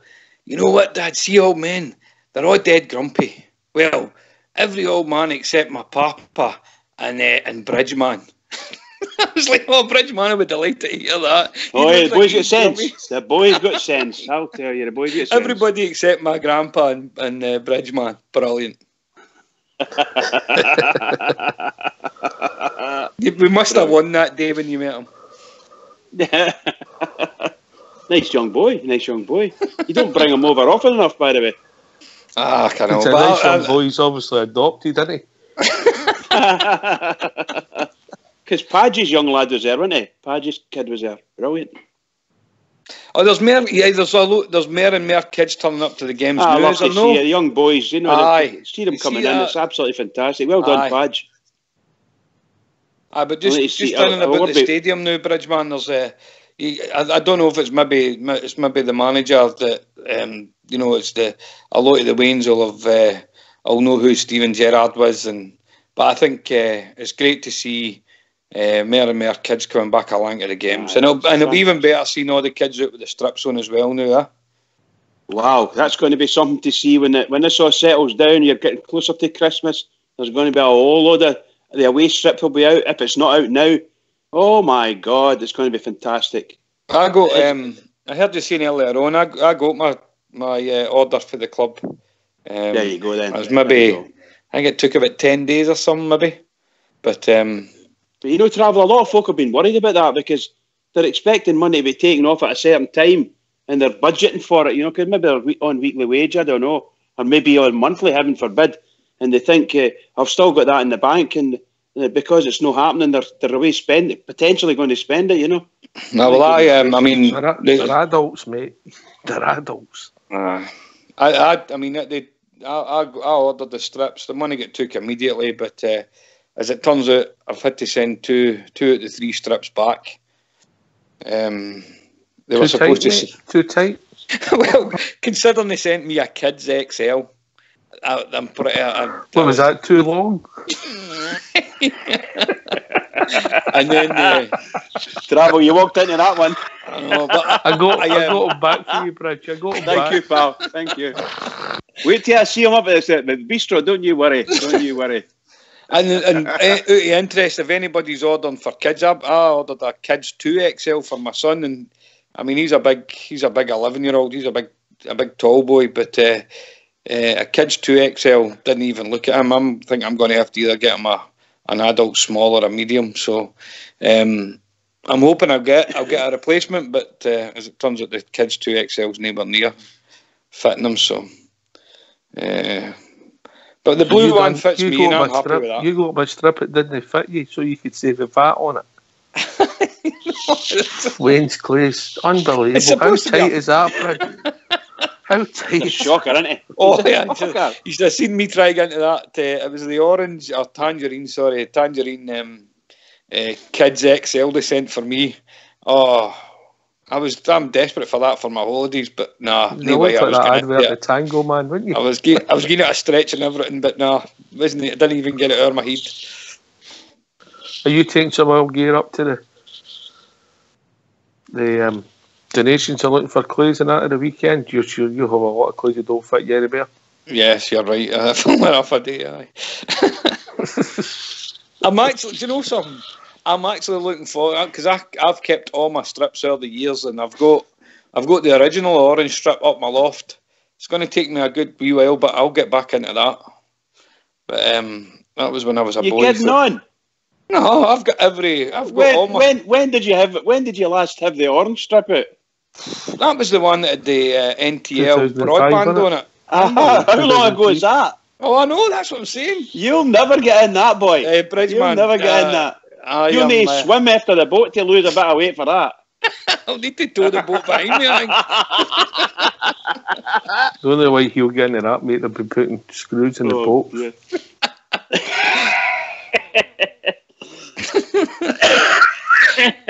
Anyway, enough of the jolly. We better look forward to the game on Sunday. Travel Rug. Aye. Is it the same team again for you, mate, or are you making changes? I'm thinking that I don't want to see him changing the forward line. I think they three have proved that they work very, very well together. Possibly, I'd maybe look at having McCrory, or even if he wants to go with Ryan Jack in the heart of midfield there. And defensively, I suppose the only thing you could maybe bring back is Big Borna back in at left back, and maybe Guy Katic again. But I'm after the changes for the Livingston game, I'm kind of loath to make any changes, because I felt as if we changed too much in that game, and we maybe missed a Halliday or even a McCrory type player. And Halliday's been getting his good drive into when he's been playing. That was maybe missing against Livy. But nah, it's a funny one. You feel as if you do want to kind of freshen it up, but then you don't want to change it because they were great last night. And we've got an international break coming. So, is there any argument for resting players? They've potentially got another couple of weeks off. The only one I could see maybe coming in. Well, then again, we don't know. He might play Katic, but his name is saying I'm playing Worrell was obviously Bora or maybe even Ryan coming in. I think the front three will be the front three, mate. Well, in saying that, I mean, I want to see Gresda getting brought in a wee bit, maybe as well, to see what that boy's got. But maybe no on Sunday. That's one game that we need to go out and get 3 points. My understanding was that they always thought that it would be after this international break he would be really kicking on, mate. Okay. So the only player that we've got are two.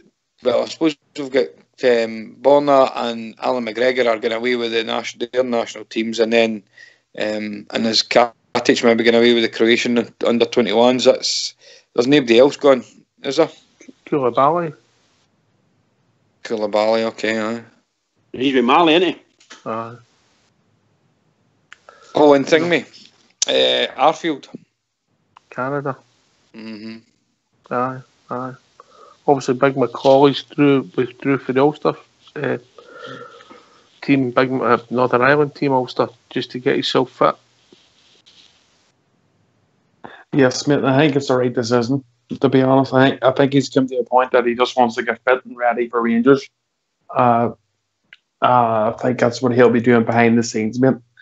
Instead of playing for Northern Ireland, it's probably best for him to be in the Rangers, in with Stephen Gerrard and Gary McAllister and all the rest, mate, and trying to get himself back into the thoughts and minds of the Rangers team. So I think he's made a very good decision there. Hey, also, I thought your boy Frampton looked very smart in the director's box last night. The wee jackal. Aye, he was the excellent. He only lives three doors down from me. Believe it or not, yeah. Can I just say to Padge in the lobby, mate, we had the Rangers radio night out a couple of Saturdays ago. Sorry if you missed it. Oh, Padgy boy. The skipper was meant to tell you. And anyway, Skipper's just asked me to ask you a question, Bridge. Who get 3 kisses at the bistro? Oh, it wasn't me. Nothing to do with me, that. No. Who was it? Deny all knowledge. No, I can assure you it wasn't Bridge, man. Lips it might have been Skipper. He's not got the patter to get 3 kisses. He's got his training lessons with Fox to get the patter going so that he can get more than 1 kiss. Lips are sealed. That was a problem, Bridge. Can I be controversial? Go on then. I'd start Lafferty against Hearts on Sunday. You took the words right out of my mouth. But we need to drop Morelos. Yeah, drop him. No problem. I would drop Morelos out. I'd leave Morelos out and he'll play Lafferty against Hearts. There's been too much of a love affair between Hearts and their main man Lafferty. I think it's time for him to put that to bed and put the end of the sword. I'd like to see that. Well, let's just see what Lafferty's got if he played up front on his own, Well, please, just don't have the two of them on at the same time. No. I'm saying give us a chance. Look, obviously the manager's going to pick the team, and personally speaking, I would see he'd probably go with Morelos because he's a boy in form and he likes him. But for me, I would just, I would certainly. Oh my goodness! You don't think the manager listens to the show to get his ideas, Bridge? No, I don't think. Well, he might listen to the show. I don't know if he takes any of anything we say and uses that 100%. But yeah, he's obviously thinking, well, when do I play Lafferty? What a great opportunity to play him against the Hearts because they were his ex-team and it might give him the lift because maybe he's not turning it on. He might not be turning it on for the manager. So here's a chance for him to do it. I just don't know. I personally think he'll go with Morelos. I think it's just that Morelos is doing okay and Lafferty will just need to bide his time, And obviously we can't do so well on the left. Can't do so well on the left. I have to say, sorry, bud.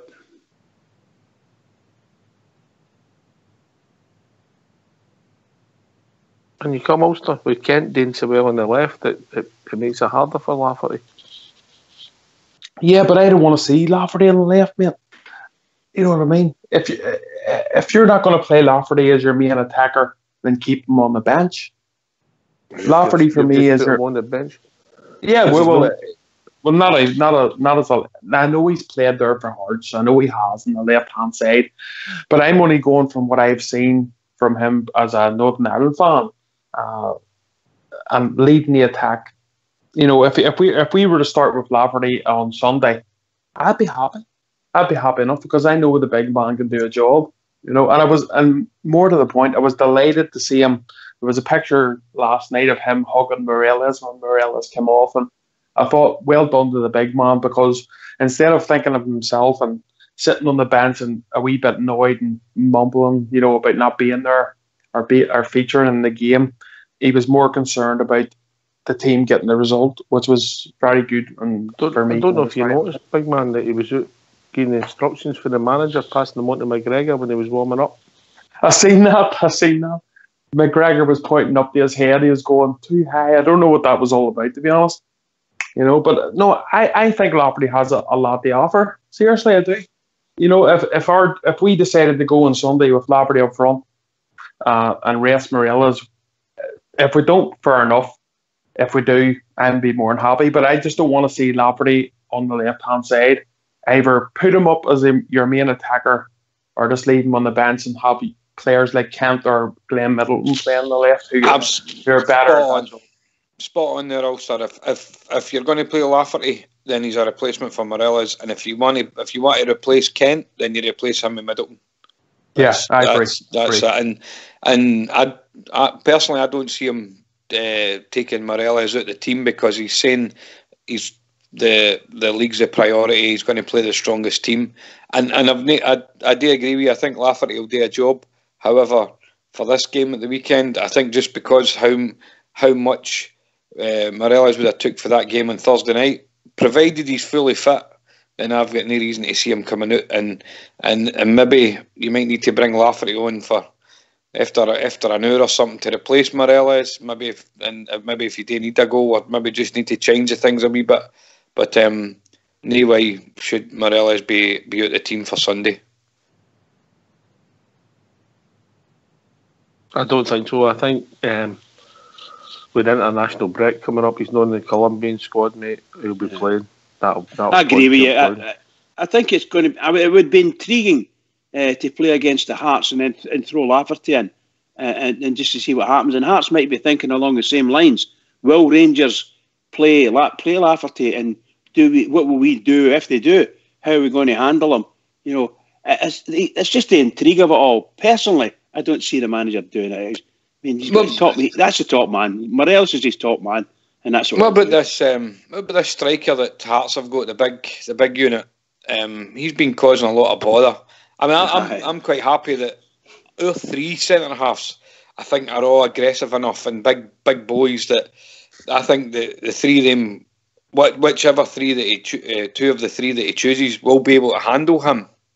In the past, that wouldn't have been the case. Could you imagine Kiernan or the Martin one against this? And they would just melt, I think. But melt. I think the having a decent defensive midfielder in there, whether that is the boy McCrory or Ryan Jack, if we can put them in there, that can act as a bit of a barrier to take on that big boy as well. That Naismith, I'm not so much worried about, but if we just knock out this big fella, then I think we'll probably take Hearts' most direct approach away. Why don't we do the best thing with the big fella and hub the ball into the park and put it in the net? That's the best way to keep him quiet. I know, but we've always got Tavernier there. We know, he's not that good at cutting out crosses, not that, Whoa! Got yourself trouble. I think that personally, I don't know what you guys thought. There was a wee chunk of that game when I was looking at Worrell and how Worrell was playing, and I thought to myself, now I remember I was living down in Nottingham when Brian Clough brought in Kenny Burns to play for Nottingham Forest, and Kenny Burns he headed everything, every single thing that came near him, he headed it, and I thought to myself, that's what this boy does. This guy goes for everything, and he looks as hard as nails. So when I'm not saying he's 100% on the job now, but when he really clicks, I think he's going to be a tremendous centre half for us if he keeps going the way he's going, of course, and I think he might be the type of guy that could come up against that big fella that Colin was talking about, Golson. He says he played against the boy when he was 16, and he was the same size then as he is now. My God, he must have been a giant, So that's going to be interesting what they're going to do with him, right enough. We're all going to have to go on elocution lessons according to somebody in the lobby. Yeah. Anyway, yeah. And we're all feared to say his name. Who? The big boy that plays for Hearts. If Pecuzzi or something, if Pecuzzi or something like that. Go on, Ox, give a go at it. No, mate. Not even read it. Don't even know that. Talked about Hearts. Sadly. Is Lee Wallace still playing for the Hearts? Oh, you got that one back again. Well done, Oxford. You got him back again. Well done. He's so quick, isn't he? Aye. I think the front three will be the same. Midfield, I think Arfield will play. And then you could keep it the same. Obviously, Jack's pushing for a place. In the back four, whether Katic will come back or Boren will come back, I wouldn't like to try and guess the manager travel. No, but it's great to have that, isn't it? It's great to have that. We used to be able to go there and we'd pick the team. We knew the team before they even announced it. But we look at it now and we've not got that fear of if he makes changes. We've got if he doesn't play Flanagan and plays Bonner, well, fair enough. But Bonner's a cracker. If he doesn't play Goldson or Worrell and plays Katic, we know we're happy with Katic. It's great to have that strength of squad, which is amazing. The difference just in 6 months. There's 11 players there that used to play for us. We didn't want them playing for us. Yeah, Travel. You couldn't blame the manager if he just put out the same team. No, absolutely no. You know what I mean? This is what he thinks, and that's all there is to it. And the team's great for the team as well. Everybody getting picked, Excuse me. They've earned the right to play the same team again, Ulster, haven't they? Of course I have, mate. Of course I have. But I can only go on by what Gerard's done before, Oxy, and he has swapped and he's changed between every single game that he's played so far, But if he goes with the same 11, I'll back him 100%. I think there'll be changes. I don't know if maybe Bourne will be one of them. You know, if Kelly doesn't play on Sunday, are you thinking to yourself, is he now the second string centre back to Worrell and Goldson? That could be the case, but I suppose we'll have to wait till Sunday to find out.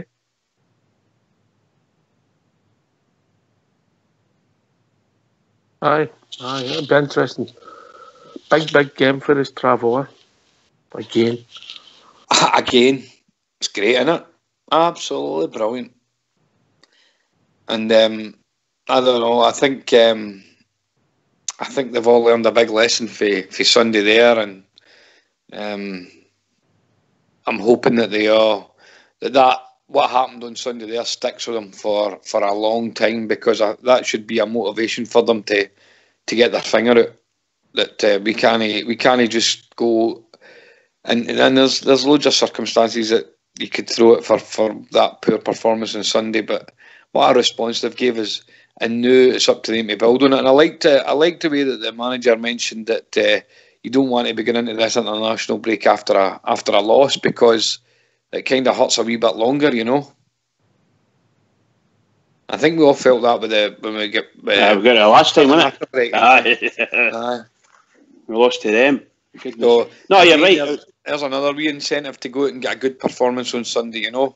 Go into what I was going to say, what a difference it'll make. What a pick-me-up it'll be for the team to go into the break with all the points they could get over the last number of games, you know.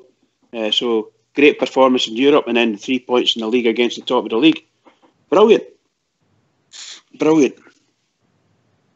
Maybe St Johnstone could do us a wee favour as well.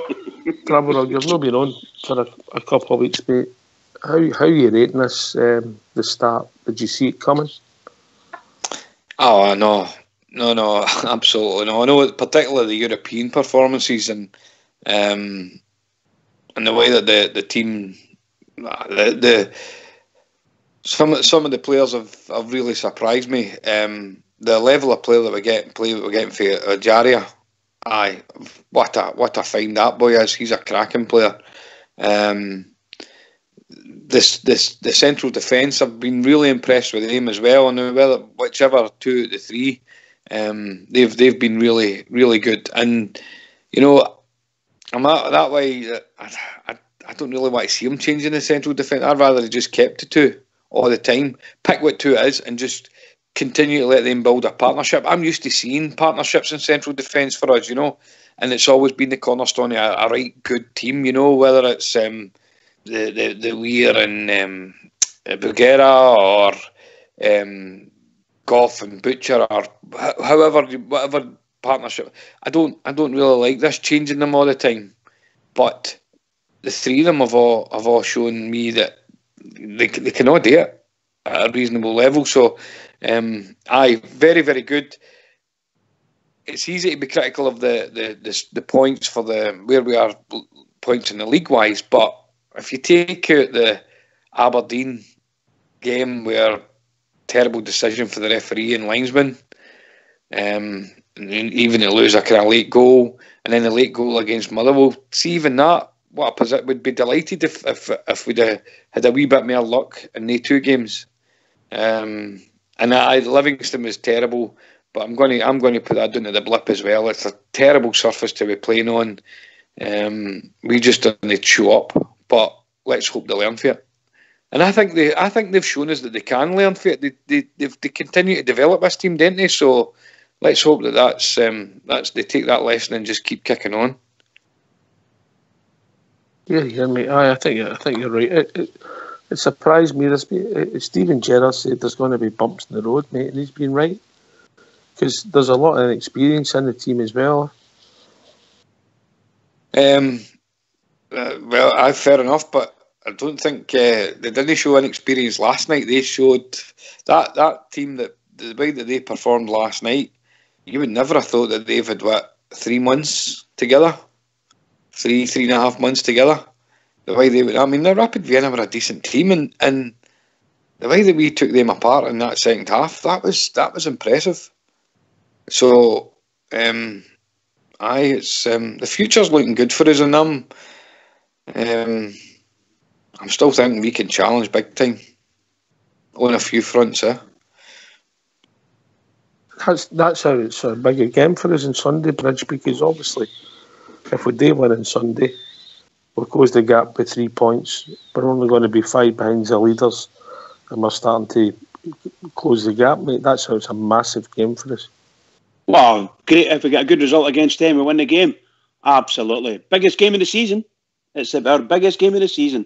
And we couldn't get a tougher game, really, other than we got them across the other side of the city. This is a real tough game. Hearts are flying at the moment. They seem to be playing very well. We took their best striker off them, and my goodness, they've managed to keep going. So you can't beat that. They've got a great team ethic, apparently. Well, I haven't seen them that much, because to be honest, but going by what you're reading, they've got a great team ethic. Nobody's trying to take anything away from them. They are a good squad, and they've played quite well against them across the other side of the city. So I can't say nothing other than we have to be wary, we have to watch what we're doing, and we have to go out and do our best.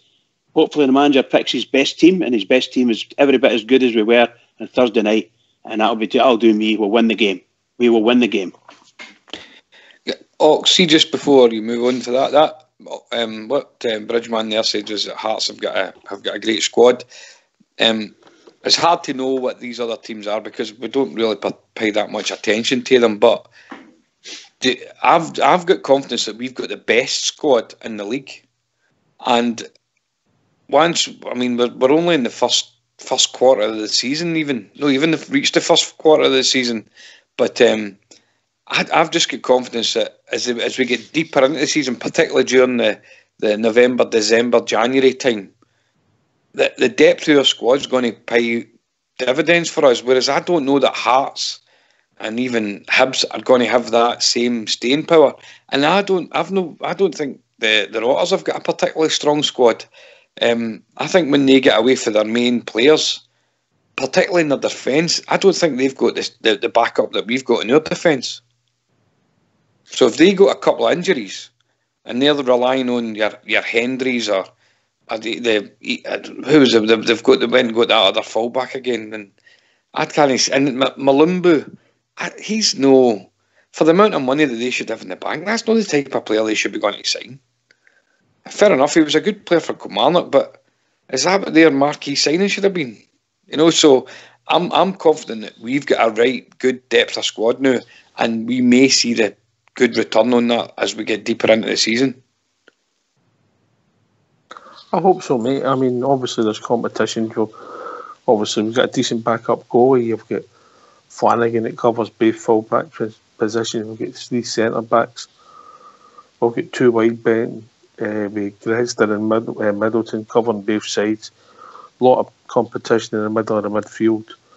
And Lafferty and Morelos through the middle, one covering, maybe just one short the striking departments, and we could do with somebody with a wee bit of guile in the midfield, but that will come. Ulster? Yeah, well, I get Travel Rogue sentiments there, but their team and our team, but realistically, you have to be beating Livingston at home, or away, should I say. You need to be beating Motherwell away. There's no point worrying about Celtic until he can do them things. I think we've got the stronger squad. I really, really do. But they have to put those performances in when they're playing these teams. We have to get the 3 points against Hearts here at home. But the bigger result for me will be away to Hamilton. And I know people would laugh and maybe go, oh, come on, you should be beating Hamilton. But Hamilton away is going to be another plastic pitch. It's going to be another place which will probably be hard for our team to get a result, but that's what they need to be getting the results. You can talk about squads all you want, but unless you're getting the results, it means nothing. And I think if we can really, really start getting 3 points together while everybody else, especially them across the city, aren't going so well, then we can maybe get ourselves a wee bit of a edgeway in this league. But at the minute, the way we've been playing away from home has been keeping them in it. But really, I think if we can get our act together and get these results, I think we can push away from them very, very quickly. Anyway, we're coming at that time of the evening, Bridgeman. Oh, what can I say? Marvellous night again. I hope everybody enjoyed it. I'm really pleased, and I'm still buzzing for last night, as probably as most people can tell with my voice. The big, huge game, absolutely massive game on Sunday. So good luck to the Rangers and everybody, please. All the Rangers fans all over the world, in particular Rangers fans on here on Rangers Radio, every single one of us, keep it going for the Rangers. Oh my God, does the Rangers need us? Keep it going. Oh, can I thank Bridge, Fox in the background, Big Ulster, Travel Rug and True Blue for taking the time to join us here in Rangers Radio. This has been Rangers Radio. Due to a lot of people being at a match on Sunday, there won't be a show to Monday evening at 9 o'clock. We'll be back as normal. See you then, folks. Take it away, Fox.